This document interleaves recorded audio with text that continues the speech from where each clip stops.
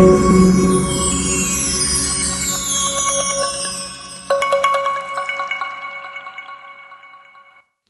Bapak Ibu yang terkasih di dalam nama Tuhan Yesus Kristus. Bertemu kembali di Wednesday Bible Wisdom. Ini tahun yang baru Bapak dan Ibu. Tahun di mana Tuhan akan memberkati kita secara dahsyat. Apa yang tidak pernah dilihat mata, timbul dalam hati, didengar telinga, semuanya akan terwujud di dalam nama Tuhan Yesus Kristus. Mari kita giatkan lebih lagi untuk mengejar Tuhan di tahun ini. Lebih lagi. Karena kita percaya waktunya sudah dekat. Dan untuk itu persiapkan diri kita baik-baik. Wisdomers, Bapak dan Ibu, kita akan masuk dalam pembahasan yang baru, melanjuti dari pembahasan yang sebelumnya. Nah, untuk itu, mari kita berkonsentrasi lebih lagi untuk mendengarkan kelanjutan daripada tayangan sebelumnya. Mari kita bersatu di dalam doa. Tuhan, kami mengucap syukur, ini tahun yang baru Tuhan Yesus. Terima kasih buat penyertaan dan pelindungan-Mu yang sempurna di tahun yang lalu. Dan kami percaya di tahun ini kami akan mengalami Tuhan Yesus Tuhan. Kelimpahan yang dahsyat yang Tuhan akan berikan. Terima kasih Tuhan, Engkau yang berkati kami semua berlimpah-limpah Tuhan. Berkati semua tim WBW yang ada, semua tim admin, semua tim daripada GBI Kebon Siri. Kami juga berdoa untuk Pastor Aruna Wirjolukito, juga Pak Gunawan sebagai gembala di Kebon Siri. Terima kasih Tuhan Yesus Tuhan, kami percaya Tuhan apa yang ingin Tuhan sampaikan pada hari ini. Tuhan, itu semuanya Tuhan Yesus sudah didesain bagi kami semua. Terima kasih, kami mau Tuhan Yesus menerima berkat itu utuh Tuhan. Bimbing kami Tuhan untuk mengerti isi hati-Mu lebih lagi. Terima kasih Tuhan, Engkau yang pimpin semua dari awal pertengahan hingga akhir, biar menjadi kehendak Tuhan yang jadi. Terima kasih Tuhan, kami siap untuk belajar. Di dalam nama Tuhan Yesus Kristus. Haleluya, amin. Wisdomers, selamat menyaksikan.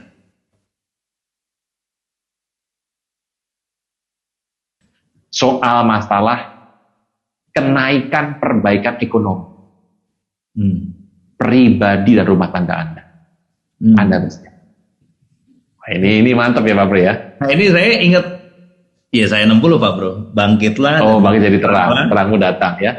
Ayat 15-nya keren. Sebagai ganti keadaanmu dahulu ketika engkau ditinggalkan, dibenci dan tidak disinggahi seorang pun. Ya. Indonesia akan mengalami itu ya Pak Bro. Ya. Seperti Sion. Cuma dia tanya lagi, ini Indonesia bagian mana ini? Nah. Saya bilang gini, hujan tuh semuanya dapat. Iya. Tapi kalau Anda di rumah ya nggak kena hujan. Gitu. Udara seger itu ada di mana-mana. Anda mau keluar dari kamar apa tidak? Gitu. Jadi nikmati, Bapak Ibu. Dan jangan lupa selalu gunakan untuk kemuliaan nama Tuhan. Nah, Pak Bro, kita ngomong nih Pak Bro, momentum datang. Tapi tidak semua orang akan bisa melihat momentum ini kan Pak. Dan nggak lama. Bentar ya Pak Bro. Saya bilang ya. Jangan lupa ya. Ini nggak lama. Pak Bro. Kenapa sih berkaitan dengan Sabat Pak Bro? Bukan gini. Kenapa sih saya bilang bahwa ini akan terjadi sebuah masa yang enak secara manusia kita, daging kita untuk masalah ekonomi. Nah, ekonomi Pak Bro. Sebentar Pak Bro. Saya jadi ingat bahwa kita dulu pernah ngobrol sama yang namanya Bro Jeffrey. Waktu itu saya belum 2 Juni 2020 ya? Iya. Beliau kan orang lapangan, juga pelaku dalam bisnis ya Pak Bro ya? Pak Bro belum di sini waktu itu ya? Belum. Bro Jeffrey itu 16 tahun di banking dan dia sudah pindah sekarang ke asset management. Lebih canggih. Nah, mau undang beliau?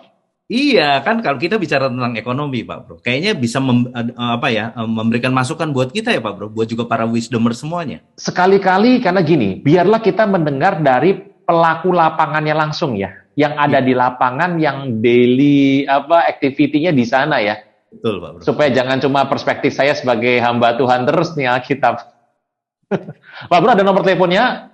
Ada, nanti saya di kontak, tapi saya pamit ya, saya dengar dari belakang aja nanti. Ya.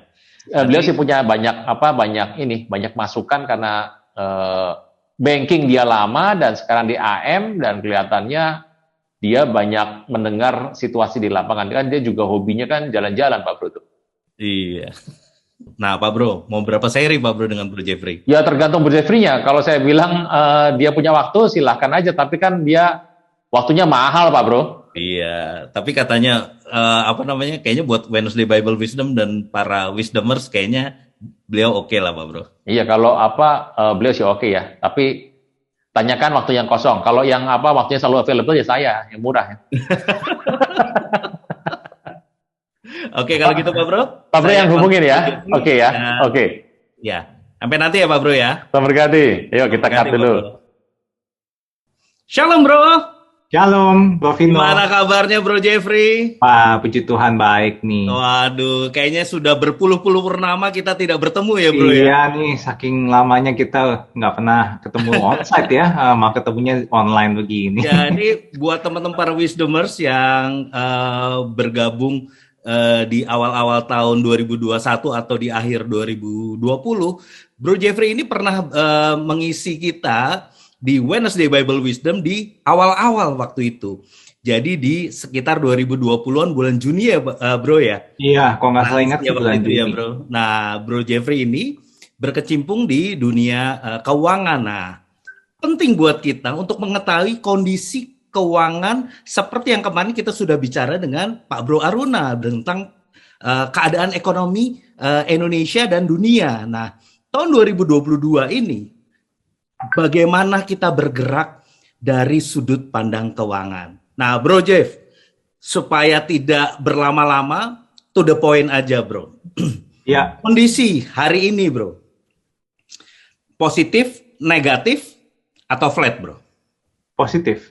Positif. Kalau saya berani bilang itu positif arahnya, terutama sejak Desember ya.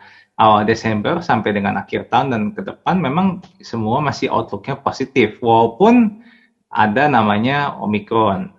Tapi Omikron itu kan baik lagi cuman dilihat sebagai sesuatu hal yang minor saja. Bukan yang menjadi seperti ketika COVID pertama kali merebak ya. Itu kan sangat membahana sekali sehingga semua ekonomi dunia terhenti seketika di bulan itu.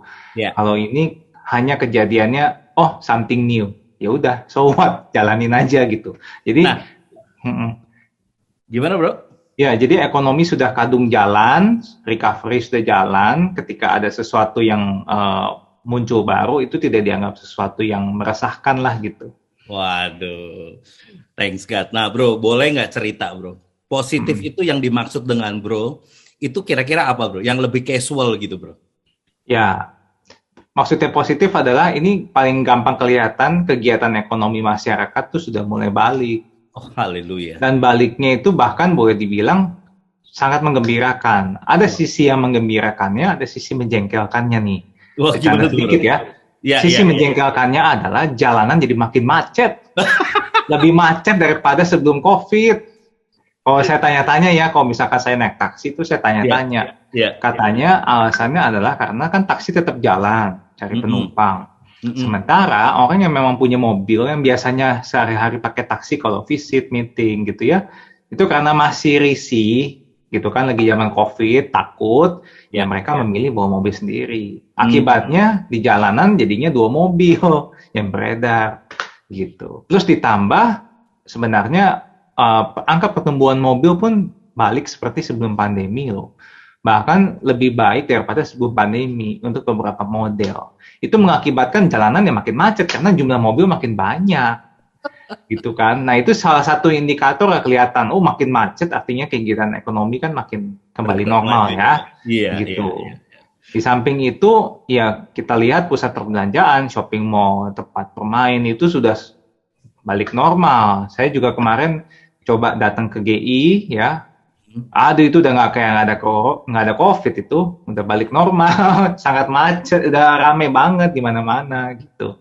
Nah itu sangat menggembirakan, artinya kan sudah mulai balik ya. Cuma memang karena adanya Omikron juga dibilang apakah pulih banget dari COVID juga belum 100%. Tentu kita lihat beberapa pengusaha terutama yang di sektor F&B gitu ya masih menahan-nahan artinya ya dia masih belum rekrut karyawan banyak-banyak. Jadi kita lihat banyak yang kekurangan karyawan di restoran gitu kan. Itu wajar karena saya sebagai pengusaha misalkan saya lihat kondisi belum pulih sepenuhnya pun saya juga nggak berani kan jor-joran ya. ketimbang nanti baru di hire sebulan 2 bulan, tiba-tiba PPKM lagi, tiba-tiba lockdown lagi, kan bahaya ya. Tapi secara outlook ya itu tadi yang saya share, Bro, sangat positif sih sebenarnya. Nah itu saya juga ngelihat bahwa dari sektor perekonomian itu didukung oleh pemerintah dengan baik ya bro. Misalnya kayak mobil kan diberikan kelonggaran-kelonggaran untuk pajak sehingga harga tetap jadi seolah-olah kondisinya tetap quote-unquote PPKM tapi perekonomian sudah menggeliat seperti normal ya bro. Akhirnya daya belinya masyarakat itu cukup baik ya bro ya dengan kondisi yang ada ya bro ya. Betul, makanya saya bisa bilang tadi kenapa secara outlook kita tuh lebih baik dibandingkan negara yang setara ya, maksudnya sesama negara yang secara investment rating masih investment grade, itu kita sudah terbilang lebih baik daripada negara yang lain, karena pemerintah dalam hal mensupport perekonomiannya juga sangat baik. Tidak sampai mencetak uang besar-besaran seperti yang dilakukan oleh Amerika gitu ya, yang berakibat sebenarnya berbahaya juga untuk negara itu sendiri. Tapi pemerintah support dengan cara yang lain. Nah, menurut saya itu bagus sekali. Dan saya lihat pemerintahan di bawah Pak Jokowi ini benar-benar sangat kondusif untuk melakukan usaha ya, untuk investasi dalam negeri.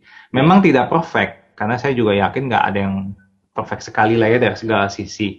Tapi setidaknya dari sisi menjaga stabilitas ekonomi nasional itu Pak Jokowi oke. Infrastruktur udah disiapin semua ya bro ya. Iya. Ya. Saya dengar investasi juga akan mulai masuk besar-besaran ya Pak.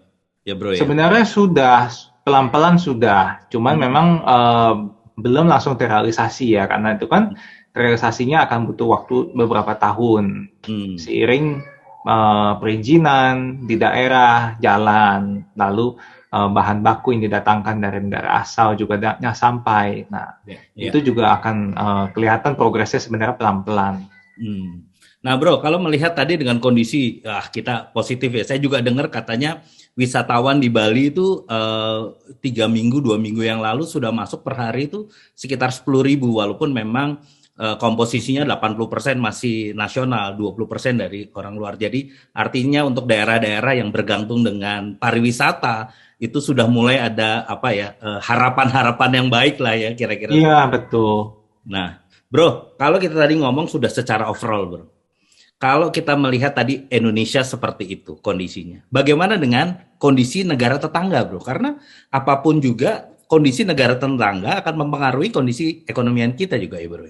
Iya, tapi tergantung juga ya negara tetangganya kan yang mana. Kalau kita lihat dari sisi Asia Tenggara saja, sebenarnya yang paling signifikan itu kan keberadaannya adalah Singapura. Ya. Karena bagaimanapun investor terbesar di negara ini adalah dari Singapura. Jadi kita biasanya melihat patokannya dari sisi mereka ya. Kalau kita lihat dari sisi mereka, Singapura pun sebenarnya sudah cukup begah ya dengan kondisi COVID kan, sampai mereka juga akhirnya lepas menganggap COVID ini sebagai endemi gitu. Makanya mereka mengalami yang namanya kenaikan lonjakan jumlah case harian, tapi juga mereka kan tetap tenang karena semua sebenarnya sudah under control gitu. Dan sebenarnya tidak terlalu mengkhawatirkan juga kalau dari sisi negara-negara tersebut. Sebenarnya yang lebih berbahaya justru negara-negara yang di Eropa dan Amerika, bukan di daerah Asia. Menurut saya Asia lebih cenderung relatif lebih aman. Gitu. Kalau saya lihat sekilas mungkin ya lebih karena masyarakatnya secara hal protokol kesehatan lebih disiplin ya dibandingkan Eropa.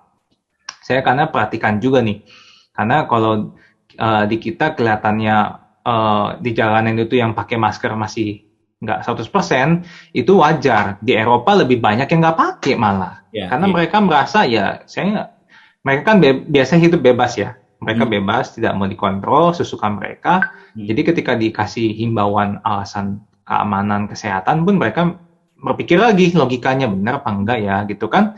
Apalagi banyak yang kena konspirasi teori dan lain sebagainya. Jadi ya itu faktanya, banyak yang nggak mau pakai masker juga alasannya karena ya merasa saya nggak mau dikontrol gitu. Saya udah divaksin, ya udah saya lepas aja, kena gitu kan. Walaupun memang oke, walaupun mereka sudah divaksin dan nggak terlalu parah ketika kena, tapi kan tetap kena lagi. Akibatnya mereka harus dirawat, harus di karantina lagi. Ekonominya sedikit melambat gitu. Justru yang menjadi concern yaitu tadi negara seperti Jerman, seperti di Prancis, di Inggris itu yang mengalami ekonominya babak belur saat ini gitu.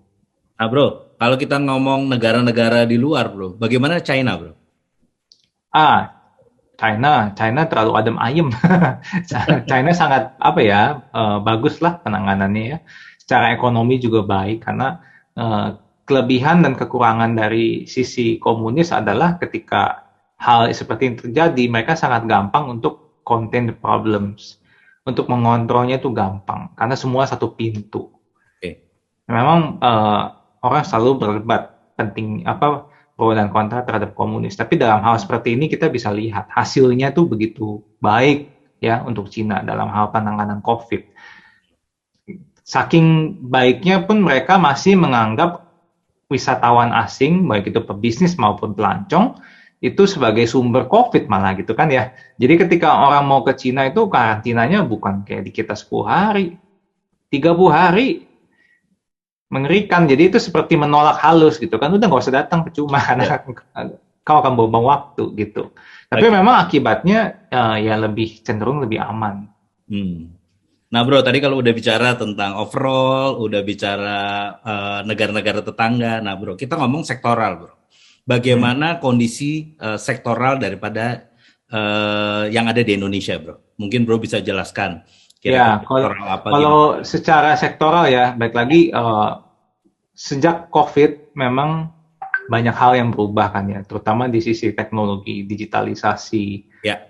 Kita lihat tuh sangat banyak sektor yang pelan-pelan ditinggalkan oleh investor, pelan-pelan ditinggalkan oleh orang banyak dalam hal berinvestasi, dalam hal berevolusi. Karena memang mau nggak mau teknologi itu harus diikuti, perubahannya harus diikuti. Jadi kita semua mungkin agak merasa canggung gitu ya. Kita melihat teknologi begitu cepat berubah, tapi memang suka nggak suka ya kita harus ikuti gitu. Kita nggak berbicara ini kepada generasi baby boomer yang di atas kita. Kita pun melihat nanti generasi di bawah kita yang generasi Z gitu ya, itu pun akan lebih cepat lagi mengalami perubahan teknologi. Jadi kita siap nggak siap, kita harus menyiapkan diri, harus mengadopsi bagaimana caranya untuk kita punya bisnis, untuk kita punya usaha, harus bisa beradaptasi. Karena kalau enggak, bukan pilihannya antara kita adopsi atau kita tidak lalu ketinggalan, tapi kalau kita tidak adopsi bisa mati kelibas oleh teknologi ya. Karena yang tadi saya bilang, suka nggak suka teknologi akan semakin dipakai gitu ya. Dan yang kedua adalah manusia pada umumnya sekarang di masa COVID ini lebih peduli dengan kesehatan. Jadi kalau secara sektoral sih kita melihat segala sesuatu yang berbau dengan teknologi, berbau dengan kesehatan, itu sektor-sektor yang menjadi primadona ya. Asik. Seksi gitu ya bro ya. Sangat menjadi kelihatannya ini seksi karena kedepannya memang semua orang memang butuh, cuman di masa sebelum COVID, di generasi sebelumnya banyak yang masih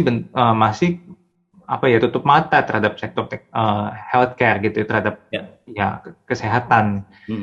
Apalagi kalau misalkan zaman sekarang kan generasi milenial ke bawah atau generasi X dan milenial sudah mulai punya uang kan. Mereka lebih peduli dengan kesehatannya, akan lebih sering check up, akan lebih sering menjaga makanannya, diet gitu. Jadi ini sektor yang sangat bisa dilirik buat misalkan kita semua Bapak Ibu yang mungkin cari peluang usaha, bisa cari peluang untuk bikin restoran misalkan, tapi harus yang sehat. Ya, lebih misalkan salad, yang biji-bijian. Itu. Jangan buka restoran bakmi babi. Ya, itu sudah biasa ya. Itu yang makan saya dan Taruna tiap hari nanti. Gitu. Cuman yang sehat-sehat seperti itu akan menjadi akan menjadi incaran. Kelihatannya sekarang belum, tapi saya merasa nanti lagi ini akan makin menggila nih. Kalau di negara tetangga seperti Singapura, Malaysia itu udah biasa. Okay. Ya, justru lebih gampang cari restoran yang fast food gitu ya, tapi bentuknya yang lebih sehat. Contohnya kayak di Indonesia kan sekarang baru masuk Subway kan, lagi biasa kalau di Indonesia kan ada sesuatu yang baru diantri sampai panjang banget. Nah itu kan di luar negeri sudah biasa, karena memang itu udah menjadi lifestyle. Orang kalau cari makan siang nggak cari KFC, nggak cari McDonald, lebih seperti yang di Indonesia lakukan gitu loh. Carinya tapi lebih yang fast food tapi health conscious, carinya salad. Sekarang sudah mulai banyak, kalau di mall kan ada salad stop ya, ada lagi super grain. Nah itu contoh-contoh tuh yang sudah mulai mencoba untuk menangkap pasar itu. Iya. Nah jadi artinya gini bro, kalau tadi bro ngomong tentang teknologi sama kesehatan, mereka bergerak dari masa pandemi kemarin ya bro ya, adaptasi ya bro ya. Betul. Nah kalau kita lihat juga masalah teknologi yang sekarang bagaimana dari sektor keuangan juga mencampur dengan teknologi ya bro ya. Correct me if I'm wrong bro, seperti kripto adalah mencampur urusan keuangan dengan teknologi. Kira-kira begitu ya bro? Iya, teknologi gini, cryptocurrency adalah sebuah mata uang kan ya. Mata uang hasil dari bentukan jaringan sistem keuangan. Sistem keuangan digital yang dinamakan blockchain system. Blockchain system itu bukan sesuatu yang baru. Blockchain itu kan cuma sistem dinamakan blok karena kan semua saling berhubungan lah intinya ya. Itu sudah ada dari zaman dahulu kala, dari tahun 80-an pun sudah ada. Cuman mulai didigitalisasikan sejak tahun 90-an. Cuman banyak yang masih belum mengerti dan memang konsepnya kan masih belum masih belum begitu luas dimengerti oleh semua orang. Karena balik lagi ketika kita belajar mengenai dunia blockchain itu benar-benar rumit karena memang harus yang internet atau teknologi savvy baru ngerti, karena isinya benar-benar bahasa program. Ya, bahkan di dalam dunia keuangan pun sama, isinya program semua gitu, coding dan lain sebagainya. Jadi buat kita yang masih nggak ngerti di dunia itu pun ya kita cukup punya effort lebih untuk belajar. Makanya kan saya juga sekarang amazed ya. Saya punya anak masih umur 4 tahun. Ini mau masuk TK, SD aja, salah satu bahan pelajaran adalah coding. Ya, karena memang itu sesuatu yang harus punya di kemudian hari. Jadi sektor pendidikan pun berubah total. Nggak ada lagi belajar sedikit intermezzo. Makanya kemarin Nadine Makarim juga kan lihat tidak ada IPA, tidak ada IPS, tidak ada bahasa di 2022. Hilangin semuanya. Itu seharusnya kan sudah dilakukan dari tahun lalu. Cuma kan karena politik tidak mudah untuk bisa dipisahkan ya di DPR, hal seperti itu. Mengubah sistem yang sudah terjadi selama berpuluh tahun menjadi seperti itu kan nggak gampang. Nah tapi itu contoh bahwa kita tuh berusaha mengadopsi dan kita harus mengadopsi. Suka nggak suka kita harus belajar gitu ya. Ketika anak kita juga nanti belajar hal seperti itu, orang tuanya pun harus belajar dikit-dikit lah supaya ngerti. Karena ke depan semua akan bergantung ke seperti itu, ke sektor teknologi dan lain-lainnya. Nah, bro, tadi kalau ngomong cryptocurrency dan segala macam lah, kira-kira arah ke sana. Apakah mereka itu akan menjadi masa depan dari keuangan, bro? Terjadi perubahan menggantikan yang sekarang atau memang berdampingan nanti jalannya? Personal opinion. Personal ya Pak ya, personal opinion sih itu menurut saya benar-benar sebuah masa depan. Tapi apakah langsung terjadinya serentak? Kayaknya enggak. Tetap akan dibutuhkan masa transisi adaptasi. Jadi akan jalan bersamaan. Karena balik lagi, ini seperti sistem keuangan saja yang tadinya lebih manual, sekarang menjadi fully automatic semuanya. Jadi itu sebenarnya sebuah sistem yang lebih efisien, lebih baik. Jadi tidak ada salahnya untuk diadopsi. Cuma kan alasan cryptocurrency dan blockchain system ini merebakkan karena adanya skema di mana semua ini dinamakan decentralized finance. Artinya sebuah sistem keuangan yang tidak dikontrol oleh siapapun. Jadi transparan. Karena kan ada semua masyarakat tahu bahwa keuangan dunia juga dikontrol. Ada pihak-pihak yang memang mengontrol hal itu, memantau itu semua. Nah, mereka bilang hal seperti itu rawan yang namanya ya KKN, rawan yang namanya politisasi. Maka diciptakanlah sebuah sistem yang tidak bisa disembunyikan. Siapapun bisa lihat Ya gitu kan. Jadi ini sebenarnya sebuah positif. Negatifnya juga ada tentu, karena dari sisi negatif pasti ada kekurangannya. Tidak ada yang perfect sekali ya, gitu. Cuman ya kita belajar saja, kita adopsi. Baik lagi makanya kita perlu belajar yang benar mengenai teknologi ini, karena orang taunya cuman mengenai kripto, alat jual beli dan jadi alat spekulasi. Padahal itu sesuatu yang jangan dianggap seperti itu. Ini lebih besar daripada itu kok. Teknologi ini sangat sangat indah, sangat bagus. Kemarin saya bikin webinar juga mengenai cryptocurrency ya, tapi lebih ke tempat saya di GB Purinda. Nanti suatu saat boleh diajarkan juga di WPW ya. Siap. Karena ini penting sekali mengerti bahwa orang selama ini kan taunya kripto ini cuman alat spekulasi buat cari untung jangka pendek. Padahal sebenarnya enggak loh, ini sebenarnya sangat bagus. Contohnya penggunaan teknologi blockchain gitu ya. Contohnya adalah kita ada perusahaan lokal, ini saya intermezzo dikit, ada perusahaan lokal yang bergerak di bidang penanaman biji kopi. Nah, mereka bisa berjualan langsung direct ke Eropa, ke Amerika. Uangnya cepat mengalir dan semua verifikasinya cepat hanya dalam hitungan detik. Kenapa? Karena semuanya bisa dikontrol. Jadi boleh dibilang teknologi ini karena semuanya otomatisasi menghilangkan yang namanya middleman, maklar. Gitu. Jadi orang yang dulunya bekerja di bidang biro jasa, tengah-tengah, udah bye-bye semua di dunia seperti ini. Gitu. Karena jadi orang yang misalkan pembeli biji kopi dari Eropa, itu bisa tahu ini biji kopinya dia dipanen jam berapa, oleh siapa, orang tersebut negatif COVID atau enggak, hasil tesnya mana ketahuan semua. Benar-benar transparan ya bro ya. Transparan. Terus kapan dibawa dari dalam tanah dicabut masuk ke tempat pabrik pembersihan dan lain-lain berapa itu jam berapa, semua ada bukti CCTV-nya, bukti sertifikasinya, itu semua di internet kelihatan semua, ada gambarnya, ada videonya kelihatan semua. Terjadi secara real time.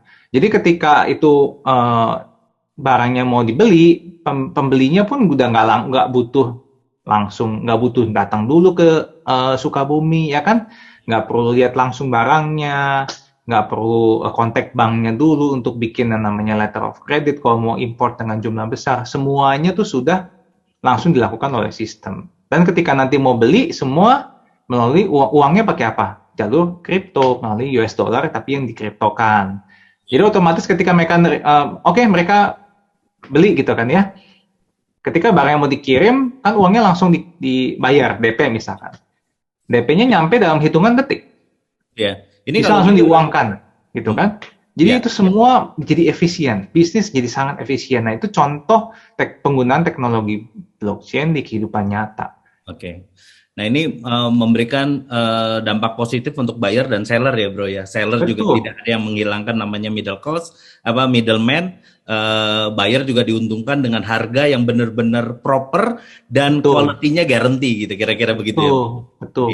Jadi sangat menunjang ekonomi sebuah negara, terutama kita yang memang harus export oriented kan. Itu sangat membantu. Makanya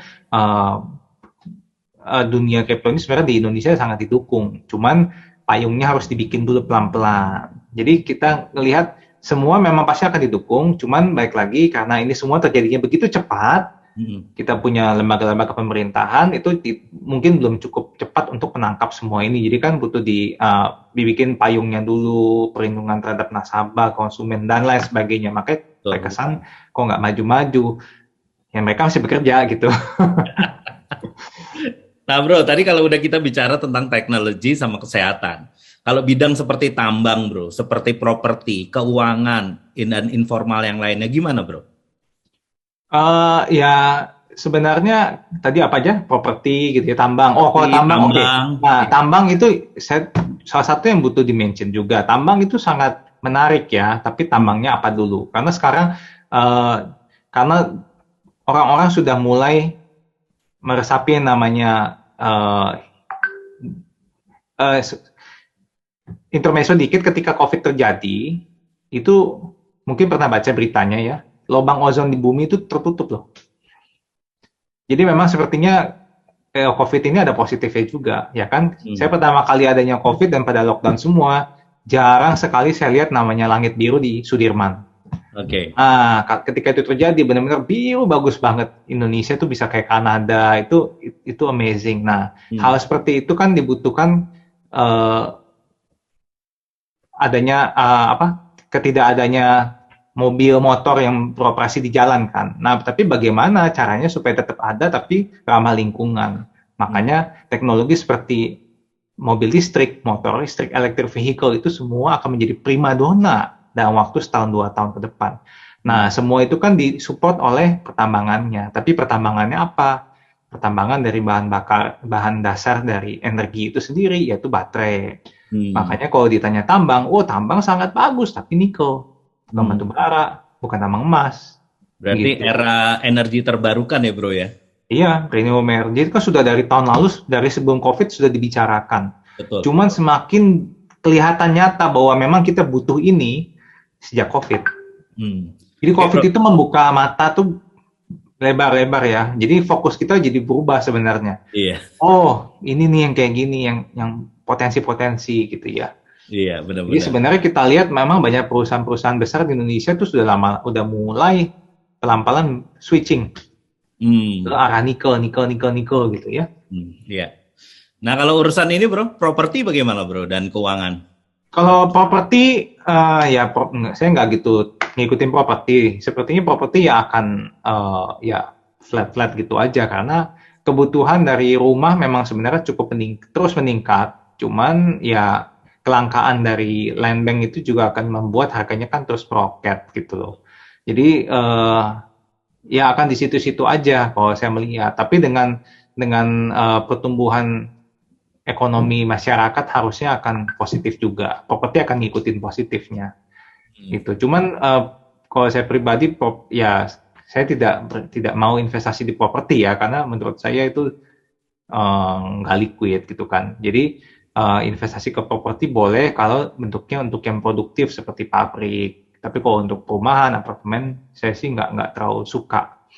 Lebih baik invest ke sesuatu yang memang menghasilkannya ada langsung gitu ya.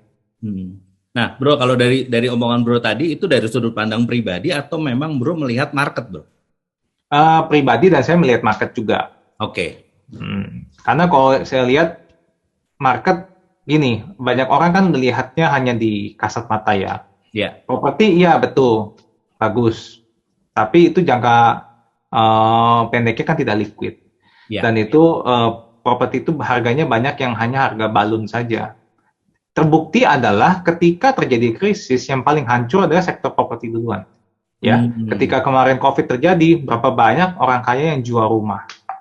Sampai pasang spanduk dijual BU butuh segera. Nah, itu kan menandakan bahwa itu sesuatu yang bisa menjadi distress aset di kemudian hari gitu. Oke. Makanya saya nggak terlalu favorit terhadap sektor itu sebenarnya. Lebih baik kok berinvestasi di sektor yang lebih langsung gitu ya, menyentuh ke perekonomian rakyat gitu. Karena kalau misalkan kita beli properti banyak, ujung-ujungnya kan orang cuma beli buat disewakan. Gitu kan, atau didimin aja gitu. Tapi kan tidak langsung berimbas kepada masyarakat, langsung tidak menjadi lapangan pekerjaan, ya nggak menghasilkan cash flow gitu. Iya kalau disewakan, tapi kan nggak semuanya. Buktinya banyak yang kosong apartemen ya. Iya. Nah bro, kalau kita ngomong tentang apa yang sudah bro omongkan tadi, kira-kira itu akan terjadi dalam waktu jangka pendeknya seperti apa bro? Yang mana yang akan terjadi? Yang tadi ya, maksudnya dari sektor-sektor yang tadi. Kalau kita melihat kondisi juga tadi. Ini kalau kita ngomong kan sekarang kita harus berpikirnya lebih jangka pendek ya bro ya? Iya betul. 3 bulan lagi gimana, 6 bulan lagi gimana, kira-kira gitu. Nah, kondisi itu bagaimana bro? Itu sih target kita ya outlook untuk kejadian di 2022-2023 makan setahun 2 tahun ke depan. Itu yang akan menjadi sesuatu yang banyak primadona akan menjadi menarik gitu. Oke. Nah kondisi ini bro, apakah sebuah euforia sesaat, fata morgana kira-kira begitu, ataukah memang path-nya itu akan begitu bro? Kira-kira memang kenyataannya akan begitu? Saya melihatnya justru ini justru path-nya akan ke sana. Oke. Cuman tetap akan ada orang-orang yang menganggap ini kan jangka pendek ya, euforia jangka pendek. Tapi yang akan menjadi pemenang yang sejati adalah orang yang memang percaya bahwa ini akan menjadi jangka panjang. Gitu. Jadi dalam artian mereka tidak take profit terlalu cepat, gitu, tidak keluar dari industri ini terlalu cepat. Itu akan kelihatan kok. Karena investasi yang dibutuhkan untuk misalkan bikin tambang, nikel, smelter, nah kan nggak cepat. Tapi itu ketika nanti terjadi, itu hasilnya bisa dinikmatin kan jangka panjang. Oke. Nah, ini pertanyaan terakhir nih, Bro. Kondisi seperti ini, apakah menguntungkan buat Indonesia, Bro? Dengan kondisi global yang seperti ini ya, Bro ya? Sangat menguntungkan. Sangat menguntungkan. Kita lihat ya, kemarin, jadi Pak Jokowi itu kan tahu ya, ini saya berbicara dari sisi pemerintahan. Indonesia itu sangat punya capability untuk mendukung semua ini yang tadi saya bilang. Renewable energy, teknologi, itu Indonesia punya sumber dayanya. Cuman tidak didukung oleh sumber daya manusia yang kuat, dan yang paling penting adalah infrastruktur untuk menunjang itu semua. Makanya dia ngebet sekali kan untuk mengembangkan infrastruktur itu tujuannya untuk mempersiapkan. Ketika nanti booming ini terjadi, Indonesia siap, tidak ketinggalan. Gitu. Makanya Indonesia itu berusaha untuk menjadi supply chain, ya, menjadi supply chain yang support supply chain seluruh dunia gitu loh, supaya Indonesia juga bisa menjadi nggak ketinggalan gitu ya. Kan selama ini misalkan banyak sekali Indonesia itu dilewatin dalam hal misalkan ekspor impor saja ya. Orang import dari Australia ke Cina gitu ya, itu banyak yang langsung atau bahkan ke Singapura dulu, kan aneh. Kenapa nggak ke Indonesia dulu, lebih dekat? Mereka kan namanya kapal kan butuh untuk isi bensin dulu kan ya. Nggak mungkin dari Australia bisa langsung sampai ke Shanghai nonstop, itu nggak mungkin. Pasti harus isi muatan dulu, harus isi bensin dulu, bahan bakar. Nah, kenapa harus merapatnya di Singapura? Kenapa nggak di Kalimantan? Kenapa nggak di Sulawesi misalkan? Lebih dekat. Tanda tanya, karena ada mafia, tidak tersupport, dia punya kebutuhan infrastrukturnya. Itulah yang diberesin supaya Indonesia tidak ketinggalan ketika menghadapi ekonomi global yang semakin rame ini gitu. Oke. Nah, Bro, dengan kondisi yang Bro sudah paparkan, terima kasih banyak. Nah, saya cuma mau bertanya, Bro. Bro kan juga sebagai hamba Tuhan ya, Bro ya. Bagaimana hubungannya perekonomian sekarang dengan gereja, Bro? Dan apa yang harus dilakukan anak-anak Tuhan saat ini, Bro? Nah, ini sangat menarik nih. Kita bisa ngobrol panjang nih kalau kayak gini ya. Nah, gereja itu kan tempat, pandangan saya ya, gereja itu kan harusnya menjadi tempat equipping. Ya, menjadi tempat equipping bagi jemaat, bagi pekerja, untuk bisa semakin, menjadi dampak buat lingkungan, buat negara, buat kota gitu ya. Jadi hal-hal seperti ini sangat baik untuk selalu diajarkan supaya jemaat kita tuh bisa terbuka mindsetnya semua, bisa melihat peluang bisnis. Yang tujuannya apalagi sih? Tujuannya adalah kita bisa mungkin membuka lapangan pekerjaan baru, memberkati orang banyak, gitu ya, menyerap tenaga kerja, dan secara bangsa itu kita bisa berkomplikasi besar sekali. Jadi peran gereja justru sangat penting karena justru gereja menjadi tempat equipping. Gereja harus menjadi sumber, kalau pemandangan saya, sebaiknya memang harusnya orang ketika mau cari sekolah motivasi, sekolah bisnis, jangan cari di luar, carilah di gereja. Harusnya gereja menyediakan seperti itu ya, gitu. Tapi dengan disisipkan oleh pengajaran firman Tuhan, gitu kan?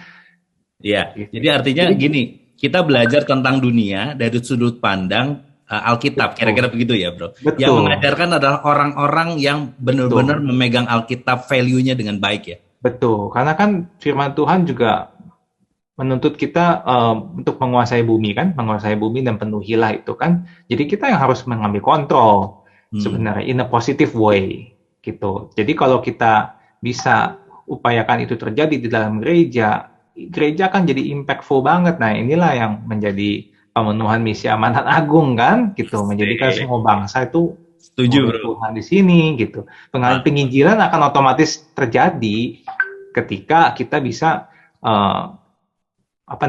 masuk ke dalam ekosistem masyarakat. Karena kan yang selama ini terjadi kan selalu gereja-gereja, bisnis-bisnis ya dianggap tabu kalau digabungkan. Ya kalau digabungkan dan diselewengkan, ya salah memang. Padahal harusnya kan bukan seperti itu gitu. Kalau dipakai untuk caranya baik dan memang bisa dikontrol dengan baik, itu sangat bagus. Gitu. Nah, ini obrolan yang luar biasa. Saya tahu waktunya Bro Jeff ini mahal sekali.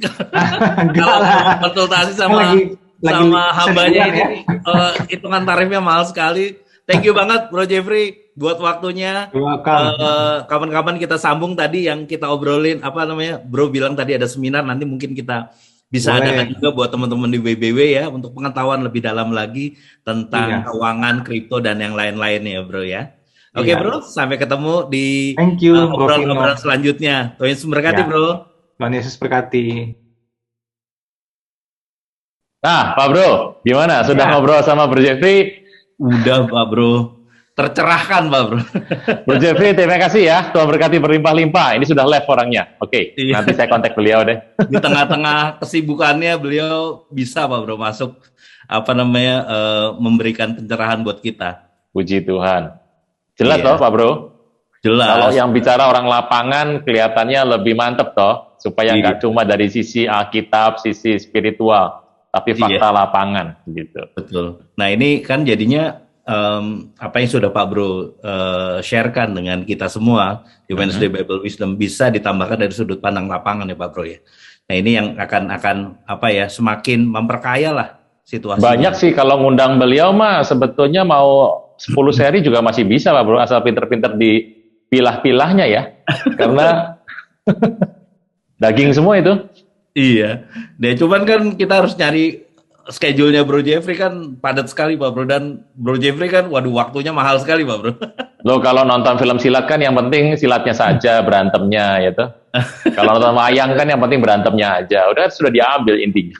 Iya. Nah Pak Bro, aku tadi ketika ngobrol dengan Bro Jeffrey panjang lebar ya tercerahkan gitu. Ekonomi akan positif segala macam gitu ya. Ya kalau kita kemarin hasil tes COVID segala macam kita sering dengar, wah kayaknya negatif sekarang positif memberikan dampak yang baik gitu.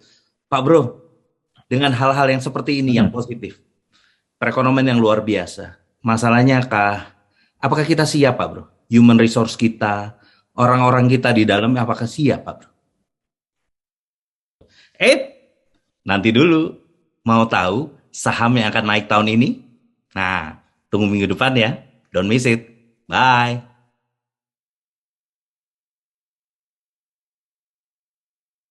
Saudara-saudariku yang terkasih, hanya Yesus yang sanggup melepaskan Anda dari segala kesalahan dan dosa. Selalu ada waktu bagi Dia, tetapi tidak selalu ada waktu bagi Anda. Mari, ucapkan doa berikut dengan yakin. Tuhan Yesus, ampuni segala kesalahanku dan segala dosaku. Saat ini, dengan sadar dan rela, aku mengundang Engkau sebagai Tuhan, Raja, dan Juru Selamat hidupku. Terima kasih Tuhan Yesus untuk namaku telah dicatat di dalam kitab kehidupan. Amin. Terima kasih Anda telah mengikuti Wednesday Bible Wisdom pada hari ini. Kami mengajak Anda untuk berdoa, menyembah Tuhan, dan mendengar pesan firman Tuhan dalam acara Kul Menyembah via Zoom setiap hari Senin sampai Sabtu pukul 5 pagi. Berikut ada informasi meeting ID dan passcode Zoom. Ibadah minggu tetap dapat Anda ikuti secara online melalui YouTube channel GBI Kebon Sirih. Untuk ibadah online minggu ini, pada hari Minggu tanggal 16 Januari 2022, ibadah akan dimulai pukul 6 pagi. Pesan firman Tuhan akan disampaikan oleh Evangelis Ruth Yulia. Ibadah dapat dilihat setiap saat setelah waktu penayangan. Kami kembali mengajak Anda mengikuti GBI Kebon Sirih Wednesday Bible Wisdom. melalui YouTube channel GBI Kebon Sirih. Pada hari Rabu, tanggal 19 Januari 2022, pukul 6 pagi, bersama Aruna Wiryolukito dan host Vino Pramudito. Acara ini dapat dilihat setiap saat setelah waktu penayangan. Persembahan umum, syukur, dan persepuluhan dapat Anda berikan melalui QR Code berikut ini. Scan QR Code yang tertera di layar, dan langkah selanjutnya dapat mengikuti proses yang tertera di aplikasi e-payment Anda. Persembahan melalui QR Code tidak dipungut biaya apapun. Persembahan umum persepuluhan diakonia dapat Anda transfer ke nomor rekening berikut ini.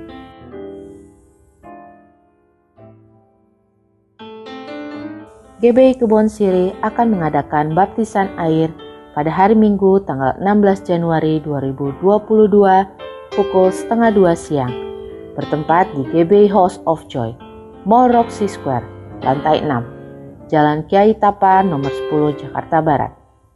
Bagi Bapak, Ibu, Saudara yang rindu untuk dibaptis, dapat mendaftarkan diri ke nomor berikut ini. Demikianlah News Flash hari ini. Tuhan Yesus memberkati.